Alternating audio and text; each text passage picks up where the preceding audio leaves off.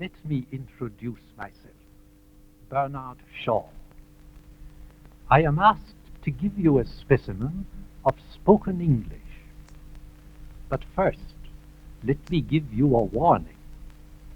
You think you are hearing my voice, but unless you know how to use your gramophone properly, what you are hearing may be something grotesquely unlike any sound that has ever come from my lips.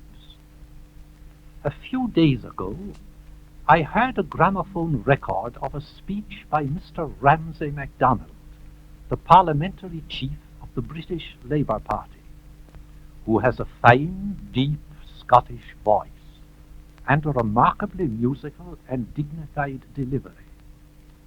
What I heard was a high-pitched, sharp, cackling voice, most unmusical, suggesting a small, egotistical, very ill-mannered man complaining of something.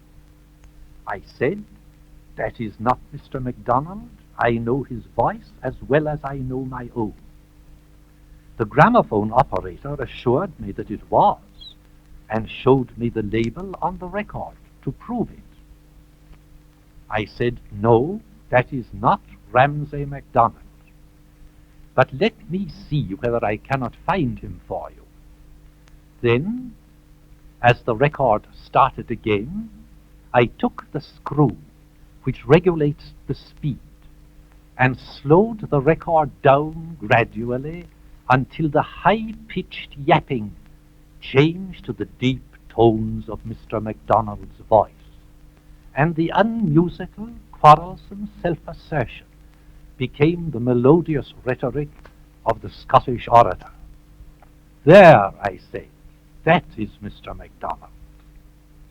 So you see, what you are hearing now is not my voice unless your gramophone is turning at exactly the right speed. I have records of famous singers and speakers who are dead, but whose voices I can remember quite well. Adelina Patti, Sarah Bernhardt, Charles Santley, Caruso, Tamagno, but they sound quite horrible and silly until I have found the right speed for them, as I found it for Mr. MacDonald.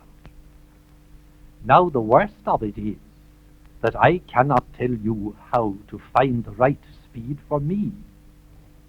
Those of you who have heard me speak, either face to face with me or over the wireless, will have no difficulty. You have just to change the speed until you recognize the voice you remember. But what are you to do if you have never heard me?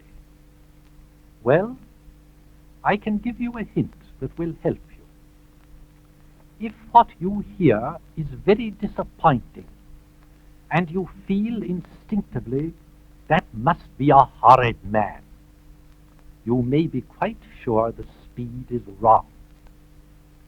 Slow it down until you feel that you are listening to an amiable old gentleman of 71 with a rather pleasant Irish voice. Then that is me. All the other people whom you hear at the other speeds are impostors, sham Shaws, phantoms who never exist.